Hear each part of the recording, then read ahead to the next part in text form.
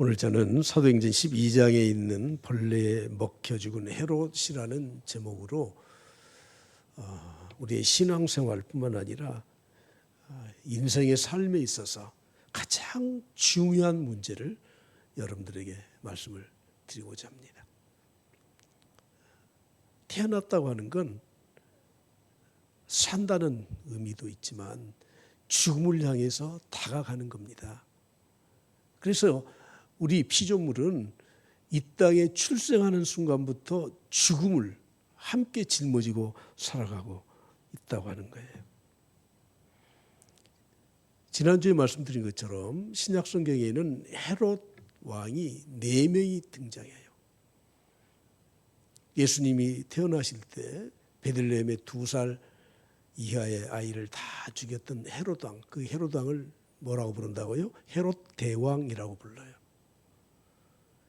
그리고 두 번째 헤롯 안디바라고 하는 왕이 있는데 그 안디바는 헤롯 왕의 아들이면서 예수님이 십자가에 못 박혀 돌아가실 때 로마의 빌라도와 손을 잡았던 왕이고 그리고 세례 요한을 목을 쳐서 죽였던 왕입니다. 그리고 오늘 소개하고 있는 지난주에 이어서 오늘도 소개하고 있는 헤롯 아그리빠 1세, 이 왕은 헤롯 대왕의 손자라고 말씀드렸습니다. 헤롯 대왕이 차지했던 영토를 거의 다 복구해서 전성기를 이루었습니다. 야고보를 칼로 죽였습니다. 그리고 유대인들이 야고보를 칼로 죽이니 너무너무 좋아했습니다. 인기를 얻었습니다. 그리고는 베드로까지 옥에 잡아 가두었습니다. 그런데 천사의 도움을 받아서 하나님께서 베드로를 옥에서 구출해 주잖아요. 그리고 1년쯤 지나서 오늘 두로와 시돈 지역이라고 하는 두로 시돈 지역에 지금 머물러 있을 때 내용을 우리가 보았던 거죠. 마지막 4번째 왕은 사도 바울이 로마로 후송되어 갈 때 26장에서 사도행전 26장에서 잠깐 등장하는 헤롯 아그리빠 2세입니다. 오늘 제가 좀 서론이 좀 길었지만 오늘 소개하고 있는 이 헤롯은 벌레에게 먹혀 죽었다. 이렇게 성경은 표현하고 있습니다. 그가 재임했던 기간은 7년에 불과해요. 할아버지 후광을 입고 자기 삼촌의 뒤를 이어서 분봉 왕이 된다면 나라를 여러 개로 나누어서 아들들에게 나눠줬거든요. 그걸 다 나중에는 자기가 다 차지를 해요. 유대인들에게 인심을 얻기 위해서 야고보를 죽였습니다. 기독교를 핍박했습니다. 그리고 승승장구했었습니다. 그런데 오늘 7년 만에 그가 죽고 만다고 하는 거예요. 서두에서 말씀드린 것처럼 우리 피조물은 태어나면 죽음을 향해서 가고 있거든요. 그래서 우리는 항상 죽음이라는 것을 생각해 가면서 염두에 두고 살아야 된다는 거예요. 로마 시대 때 전쟁터에 나가서 승리하고 돌아온 개선 장군들, 위용이 아주 출중하죠. 막 기가 살아서 오죠. 예. 근데 로마에서 그 개선 장군 뒤에 노예들을 시켜서 했던 말이 있어요. 메멘토 모리. 혹시 들어보셨어요? 라틴어로 메멘토 모리. 너에게 죽음이 있다는 것을 기억해라. 너는 반드시 죽는다는 것을 잊지 마라. 죽음을 잊지 마라. 여러분 생각을 해보십시오. 전쟁에서 승리하고 개선장군으로 돌아오는데 북을 치면서 돌아오는데 뒤에서 노예들을 시켜서 큰 소리로 메멘토 모리, 메멘토 모리. 너도 죽는다. 너도 죽는다. 왜 이 말을 했을까요? 그가 전쟁에 승리하고 돌아온 개선장군이 되어서 자기를 받고 영토를 받고 승승장구할 때 너도 죽게 되니 네가 지금 승리한 것이 끝이 아니라는 것을 일깨워주기 위해서 그렇게 했다고 하는 겁니다. 여러분들이 혹시 여행을 간다고 생각하시면 어디로 하는지도 알아야 되고 뭘 타고 가는지도 알아야 되고 누구하고 같이 가는지도 알아야 되고 뭘 준비해야 될 건지 달러는 얼마나 바꿔서 갈 건지 다 준비해서 가잖아요. 우리의 여행길에 가장 중요한 여행길은 인생길 여행길이에요. 인생 여행길이에요. 인생 여행길의 종착역이 어디예요? 목적지가 어디예요? 죽음이에요, 죽음. 하나님 나라에 가야 되는 겁니다. 그래서 오늘 저는 이 헤롯 왕이 죽는 이 사건을 통해서 우리가 무엇을 준비해야 될 것인가, 우리가 무엇을 주의해야 될 것인가 한 것을 여러분들에게 말씀을 드리고자 합니다. 야고보를 죽였습니다. 그리고 베드로를 옥에 가두었습니다. 하나님이 베드로를 구출해 주셨습니다. 자, 오늘 우리가 읽지 않았지만 19절부터 보시죠. 사도행전 12장 19절 시작. 헤롯이 그를 찾아도 보지 못하며 파수꾼들을 신문하고 죽이라 명하니 헤롯이 유대를 떠나 어디로 가요? 가이사랴로 내려가서 머물었다고 말씀합니다. 근데 여러분 성경 이제 19절에서 20절 한 절 넘어가는데 역사의 시간은 1년이 지나요. 20절 다 같이 봅니다. 다 같이 20절 시작. 헤롯이 두로와 시돈 사람들을 대단히 노여워하니 그들이 지방이 왕국에서 나는 양식을 먹는 까닭에 한 마음으로 그에게 나와 왕의 침소 맡은 신하 블라스도를 설득하여 화목하기를 청한지라. 아멘. 두로 시돈 그 지역은 이방 지역이에요. 헤롯의 통치를 벗어나 있는 지역이에요. 그런데 헤롯이 왜 거기를 갔을까?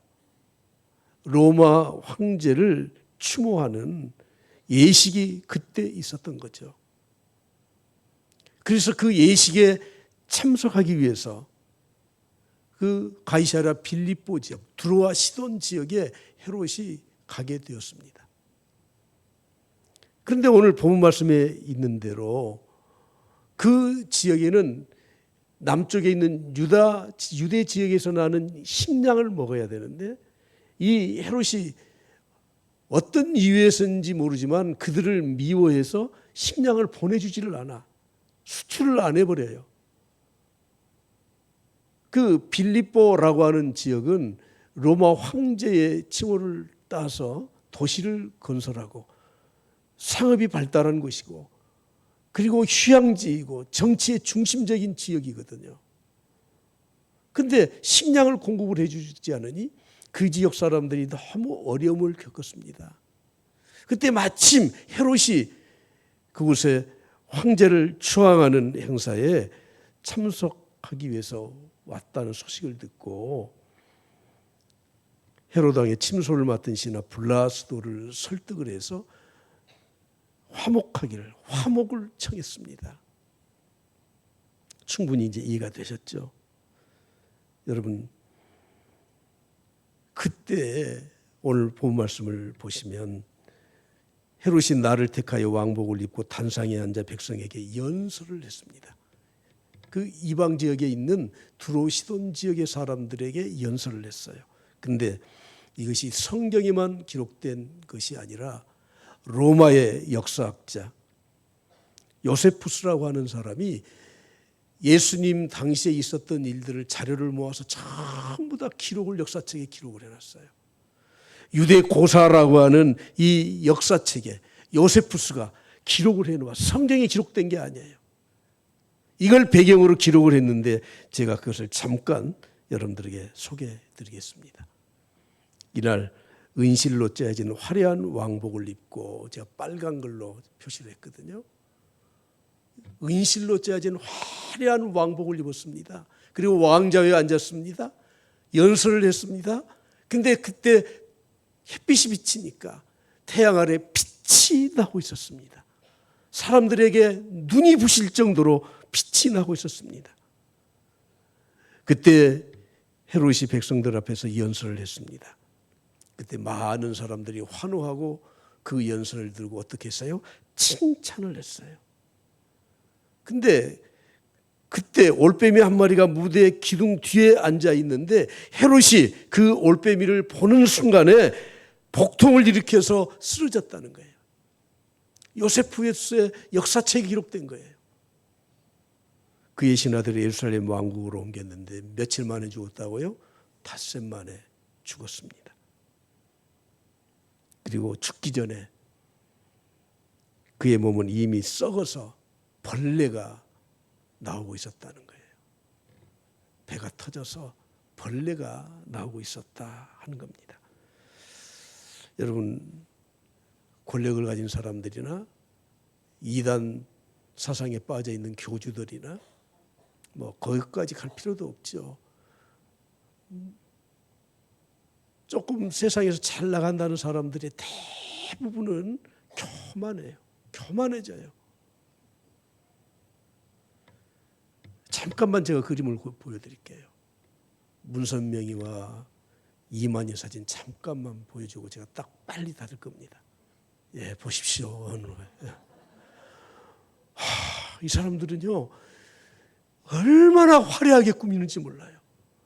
이단자들은 5만 명, 10만 명 모인 데서 행사를 해요. 그들은 너무너무 화려하게. 그 사람들의 특징이에요. 독재자들 보십시오. 북한의 김일성, 김정일, 김정은 세습을 해서 그들이 모여있는 행사하는 장에 가보십시오. 아니, 가보지 못하지. 사진을 봐보십시오. 얼마나 많은 사람들이 와 있는지. 중국의 공산당 대회 하는데 보십시오. 얼마나 웅장한지. 대부분의 잘못된 권력을 가진 사람들이나 이단자들은 속성이 그런 겁니다. 교만해요, 교만해. 얼마나 이 헤롯은 난폭했는지 모릅니다. 교활했습니다. 교만했습니다. 그래서 하나님이 그를 심판하신 거예요. 로마의 천년 역사 중에 아주 포악한 왕들 한 10명 정도를 간추려 보면 그들의 말로는 전부 다 불행하게 말로를 마쳤습니다. 로마의 황제 중에 가장 포악한 왕으로 거론되는 사람이 누구죠? 네로죠. 네로. 마지막 자결했습니다. 특히 데시우스라고 하는 이 왕은 나중에 늪에 빠져 죽었는데 신도 찾지를 못했어요. 누가 늪을 헤치고 가서 신을 찾아볼 수가 없었다는 거죠. 친아들에게 찬탈된 왕도 있고 자기 종에게 죽임을 당한 왕도 있고. 여러분, 오늘 하나님은 전능하신 하나님으로 헤롯 왕에게 지금 개입하셔서 그를 심판하셨다고 하는 겁니다. 오늘 본 말씀 보면 하나님이 사자를 보내 헤롯을 어떻게 했다고요? 치셨다는 거예요. 헤롯을 치셨어요. 그냥 죽은 게 아니에요. 치셨어요. 왕에 오른 지 7년이에요. 아직 한창 그가 왕자를 누리고 있을 그 나이에 하나님이 헤롯을 죽이셨던 겁니다. 역사가들은 이렇게 기록하고 있습니다. 1년 전, 헤롯이 죽기 1년 전 야고보를 죽였을 때 이미 하나님은 그의 뱃속에 시한폭탄 하나를 집어넣는데 그게 바로 충이 먹어 벌레가 먹어 죽게 되는 그런 벌레를 그 안에 심어 놓았다고 하는 거예요. 요한복음 3장 36절을 보십시오. 아들을 믿는 자에게는 영생이 있고 라고 말씀해요. 말씀 그대로 보여주십시오. 아들을 믿는 자에게는 뭐가 있어요? 영생이 있어요. 우리가 하나님 믿으면 믿음대로 살면 내 안에 무엇이 있다고요? 영생이 있어. 하나님이 나를 지켜주셔요. 나를 천국 백성으로 삼아주셔요. 이것보다 큰 은혜와 축복이 어디 있습니까? 그런데 아들에게 순종하지 아니하는 자는 영생을 보지 못할 뿐만 아니라 도리어 하나님의 진노가 그 위에 머물러 있느니라. 우리 안에는 영생이 있어. 하나님 말씀에 순종하고 하나님 믿는 자들에게는 하나님이 영생을 주셔요. 그런데 말씀에 불순종하는 자들에게는, 포악한 이런 일을 행한 자들에게는 그 머리 위에 뭘 주신다고요? 진노를 부어주셔요. 하나님이 진노를 그 머리 위에 항상 얹고 다니게 했으니 인간의 눈에는 보이지 않죠. 떵떵거리고 살아갈 수 있죠. 당장은 권력을 가지고 좌지우지할 수 있죠. 그런데 하나님은 진노를 그 머리에 넣으신 겁니다. 6월이 돼서 나라 사랑의 달, 또 국가에서는 호국 보훈의 달 그러면서 항상 생각나는 것이 6.25 전쟁뿐만 아니라 지금 남한을 괴롭히기 위해서 마지막 발악을 하는 김정은이를 보잖아요. 그럴 때마다 이 말씀을 생각하시라고.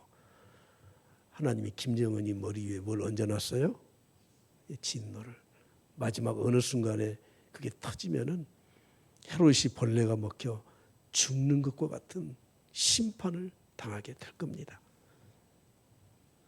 우리는 생각해 봐야 돼요. 내 안에 영생이 있어서 하나님의 은혜와 축복으로 사는 사람인지, 아니면 내가 하나님의 은혜를 저버리고 불순종하며 살면서 내 머리 위에 진노를 하나님이 준비하고 계시는지를 봐야 되는 겁니다. 중세의 그 미술가들이 그림을 그릴 때 뭔가 좀 표현을 하고 싶은데, 그래서 예수님의 형상을 항상 영광의 광채를 휘둘러 놓았죠. 그렇죠. 중세 때 그렇게 그렸어요. 천사들에게는 성체라는 것을 이렇게 왕관 쓰듯이 하나 또 이렇게 위에다 올려놓았더라고. 우리가 그냥 인생을 살아가는 게 아니에요. 하나님이 함께 하시고 임마누엘의 축복이라고 하는 것은, 여러분, 내 안에 영생이 있고 내 위에 하나님의 영광의 이 보좌의 영광이 항상 내 위에 머물러 있는 겁니다. 그러나 불순종하는 자들에게는 하나님이 진노가 항상 머리 위에 항상 얹고 사는 거예요.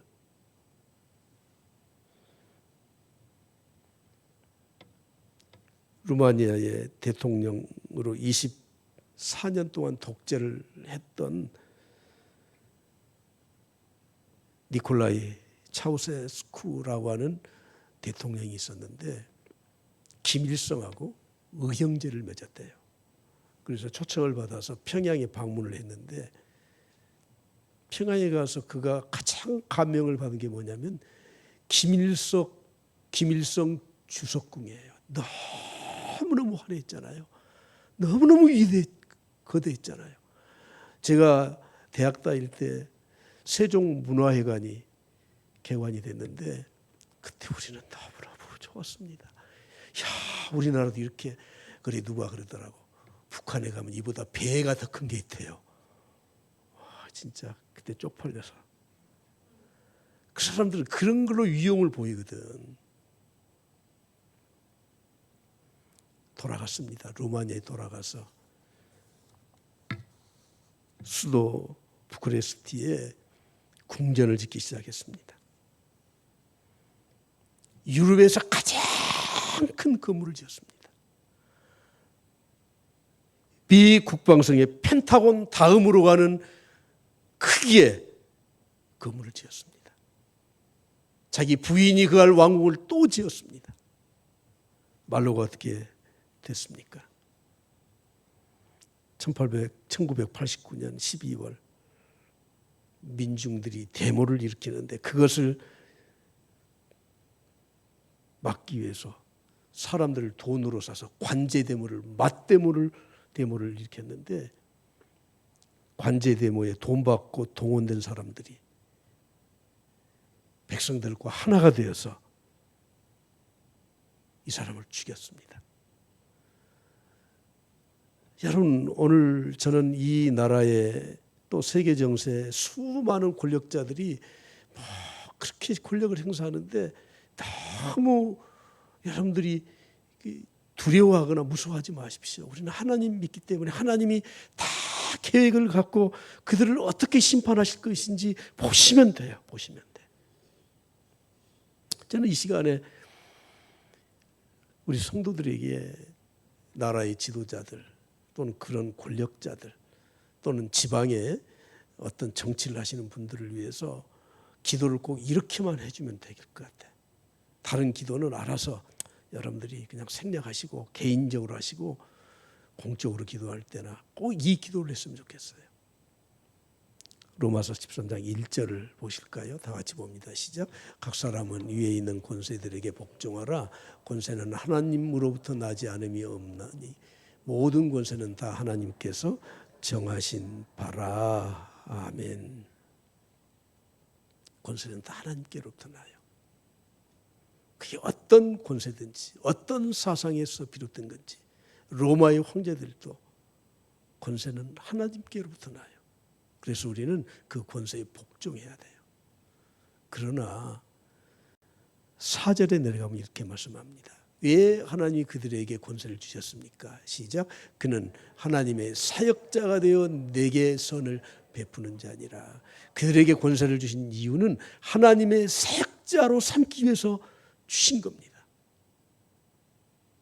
교회 안에서 사역을 하는 사람만 하나님의 사역자가 아니고 세상의 권력을 가지고 경제적인 힘을 가지고 세상의 어느 곳에서든지 리더로 그를 세우신 이유는 하나님의 사역자로 하나님을 대신해서 백성들에게 선을 베풀기 위해서 세운 거예요. 그런데 그들이 그 일을 하지 않으면 하나님이 심판하실 것입니다. 혹시 여러분들이 내가 부모가 되었다면 자녀들에게 하나님의 사역자 역할만 하면 되는 겁니다. 여러분들이 혹시 크고 작은 회사를 경영하고 자영업을 할 때도 마찬가지입니다. 내가 하나님의 사역자로서 일을 감당하는 거예요. 교회에 목사를 세운 것은 하나님의 사역자로 세운 거예요. 교회 충직자를 세운 것은 여러분들을 하나님의 사역자로 세운 것이지 내 사상과 내 철학과 내 마음대로 좌지우지하기 위해서 세운 것이 아니라는 거예요. 그래서 우리는 나라를 위해서, 민족을 위해서, 지도자들을 위해서, 이 혼란한 이 전국을 위해서 기도할 때 다른 기도 다 그치시고 저들이 하나님의 사역자로 이 일을 감당할 수 있도록 여러분들 기도하실 수 있길 바랍니다. 할렐루야. 사무엘상 2장 30절에 말씀하죠. 나를 존중히 여기는 자는 누구를 존중히 해요? 하나님을 존중히 여기면 누가 하나님이 누구를 존중히 여기는 바로 그 사람을 존중히 여겨요. 생각을 해봐요. 사람들로부터도 존경을 받고 인정을 받는 것도 대단한 건데 하나님께 인정을 받고 하나님께 존중을 받는다는 거예요. 내가 하나님을 존중해드리면, 내가 하나님께 영광을 올려드리면, 하나님의 사역자가 되어서 그 일을 감당하게 되면 하나님이 나를 존중히 여겨주십니다. 그러나 하나님을 멸시하면, 헤롯처럼 하나님을 멸시하게 되면 어떻게 됩니까? 내가 그를 경멸할 것이라고 말씀을 하고 있습니다. 우리가 하나님을 믿는 신앙인으로서 처음이자 마지막 우리의 신앙을 점검할 수 있는 바로메타는 딱 한 가지예요. 그것이 무엇입니까? 하나님께 영광을 돌리느냐 그렇지 않느냐 하는 겁니다. 중세 기독교가 타락했을 때 그 캐톨릭에서는 황제 숭배를 했습니다. 황제 숭배를 했어. 사람은 숭배 대상이 아니지 않습니까? 마리아를 숭배했습니다. 성인들을 그들이 추앙하면서 숭배했습니다.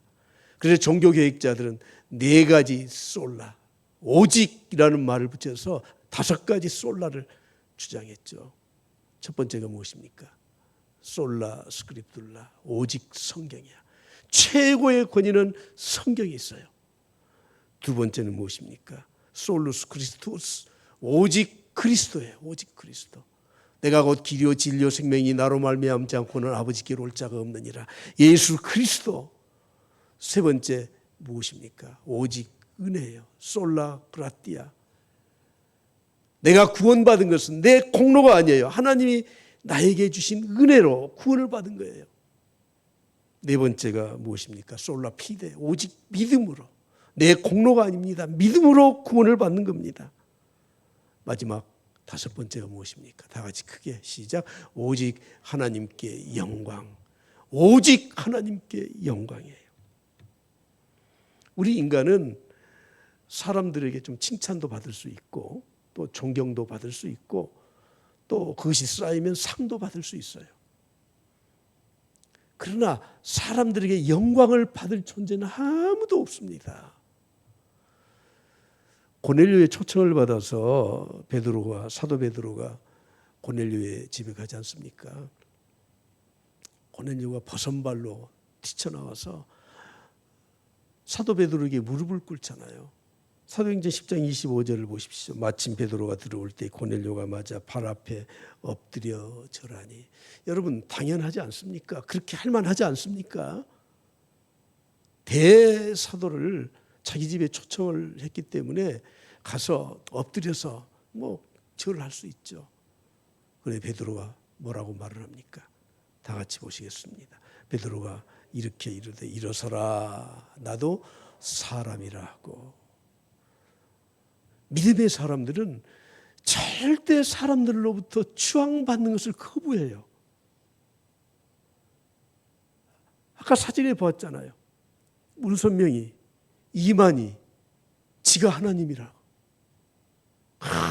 꾸며대고, 김일성이, 무솔리니, 히틀러 전부 다 그러다가 그들이 스스로 자살을 하든지 사람들 손에 맞아 죽든지 다 하나님이 심판하시지 않습니까? 여러분 절대 사람들 앞에 거드름 피우면 안 돼요. 예? 거드름 피우면 안 돼요. 예. 누가 칭찬해 주면 더 겸손해져야 돼요.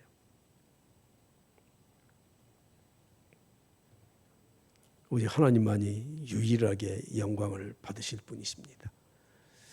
다 여기 계신 분들은 다 천국 가실 분들 맞죠? 예. 좀 쑥스러워하신 분이 혹시 계시나 몰라. 가면은 하나님의 영광의 자리에 우리를 다 초청한대요. 그리고 우리에게 그 영광의 관을 준대요.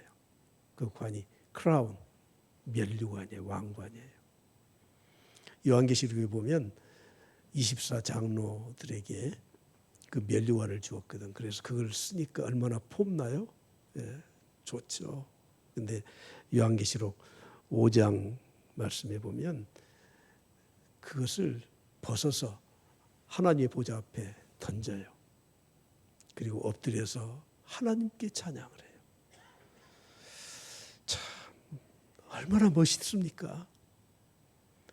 우리 인생에 가장 멋있고 가장 보람있고 가장 행복한 순간은 혹시 내가 칭찬을 받거나 내가 사람들로부터 사랑을 받거나 인정을 받거나 상을 받았는데 그것을 하나님께 돌려드리는 거. 자, 하나님께 돌려드리는 거. 좀 아쉬워요? 그게 그렇게 멋있는 거예요. 여러분이 그 생각을 가지고 신앙생활을 해야 돼. 그래서 교회 안에서 자꾸 시험 받았다고 하는 건 하나님께 시험 받은 거거든. 그거 뿌리를 따져보면 하나님께 시험 받은 거예요. 그게 사람들이 나를 꾸지람을 하고 나를 멸시하는 것처럼 보여도 하나님 아시니까 전혀 문제가 안 되는 건데. 오늘 본 말씀 다시 봅니다. 23절 다 같이 시작. 헤롯이 영광을 하나님께로 돌리지 아니하므로 주의 사자가 곧 친히 벌레에게 먹혀 죽으니라. 아멘. 사탄이 왜 사탄입니까? 그들도 천사로 피조된 피조물들이에요. 그런데 그들이 하나님의 영광을 거부하고 불순종했을 때 하나님의 천상의 보좌에서 쫓겨났습니다. 그 존재가 천사 사탄들이에요. 마귀예요. 귀신이에요. 하와에게 어떻게 유혹하죠? 저 과실을 먹으면 하나님과 같이 돼. 전부 이런 시험을 우리에게 지금 유혹을 하고 있는 겁니다. 노아 홍수 이후에 사람들이 번창할 때 바벨탑을 쌓지 않았습니까? 하나님과 좀 대항해 보자고. 제가 한 20여 년 전 같은데요. 20년? 그 더 되네요. 25년 그 정도 되는 것 같은데 제네바를 갔었습니다. 제네바는 장로교 창시자라고 하는 이 존 칼빈이 목회를 했던 지역이고, 그래서 존 칼빈 기념교회를 갔었습니다. 원래는 캐톨릭 건물이었죠. 성당이었죠. 그걸 개조해서 우리 기독교 개신교 교회로 쓰고 있는 그런 기념교회입니다. 혹시 천주교에 가보면 앞이 참 화려하잖아요. 그래서 거기 제단을 만들어 놓았거든. 그래서 신부들이 미사를 드릴 때는 뭐 요란하게 여러 가지 그 격식을 갖추지 않습니까? 그 다 치웠더라고요. 치우고 칼빈이 설교하는 강단을 하나 만들었는데 따로 만들지를 않고 이렇게 철제로 이렇게 빙 돌아가서 사람들 교회가 크니까 좀 높은 자리에다가 조그마한 강대상 그 보면대 하나 갖다 놓았더라고요. 제가 그 관리하는 사람에게 좀 저 위에 올라갈 수 없냐 이렇게 줄을 쳐서 막아놨길래 나는 한국에서 온 목사인데 한번 저 올라가 보고 싶다 그랬더니 열어줘서 올라가서 사진도 찍고 왔습니다. 강단 그렇게 화려하게 개신교에서는 하지 않습니다. 그런데 더 이상한 건 뭔 줄 아세요? 그 강단 맞은편에 2층에는 그 지역의 시장, 그때는 성주, 귀족들만 오는 자리가 따로 있더라고. 캐톨릭이 타락했을 때 그들이 미사 드릴 때 예배 드릴 때 어떻게 드린 줄 아세요? 성주가 들어오면 나팔을 불어요. 그리고 사람들이 다 일어서요. 예배 시간에 그들을 향해서 박수를 치면서 우리 성주님 오셨습니다. 교회가 타락하면 이렇게 되는 겁니다. 여러분, 교회는 예배를 인도한다고 하지만 목사도 누구도 다 예배자일 뿐이에요. 모두가 다 예배자예요. 오직 하나님께만 경배 드려야 되는 거예요. 존 칼빈이 죽을 때 유언을 했습니다. 내 장례식 화려하게 절대 치르지 마라. 나 사람들 모르게 가만히 갖다 묻어라. 그래서 얼마 동안 칼빈의 무덤이 어디에 있는지조차 몰랐어. 근데 그 제네바 시 모퉁이에 가니까 그 시내 안에 공동묘지가 있더라고요. 여기가 아마 존 칼빈의 무덤일 겁니다. 해서 가보니 저 뒤쪽에 이니셜로 JC라고 돼 있더라고요. 장 칼빈의 약자로 본 거죠. 우리 함께 좀 찬송 불렀으면 합니다. 저는 우리 성도들과 함께 우리 장로교회의 개혁주의 신앙의 가장 중요한 하나님께 영광을 돌리는 것으로 만족하며 사는 그런 교회, 그런 성도들이 좀 꼭 되었으면 좋겠습니다. 반주해 주시고 323장 3절입니다. 존귀 영광 모든 권세 주님 홀로 받으소서. 멸시천대 십자가는 누가 지고 가요? 제가 지고 가겠습니다. 존귀 영광 모든 권세 주님 홀로 받으소서. 멸시천대 십자가는 제가 지고 가오리다. 이름 없이 빛도 없이 감사하며 섬기리다. 이름 없이 빛도 없이 감사하며 섬기리다. 할렐루야. 문화가 좀 다르지만 하나님께 영광의 박수 올려드리겠습니다. 할렐루야.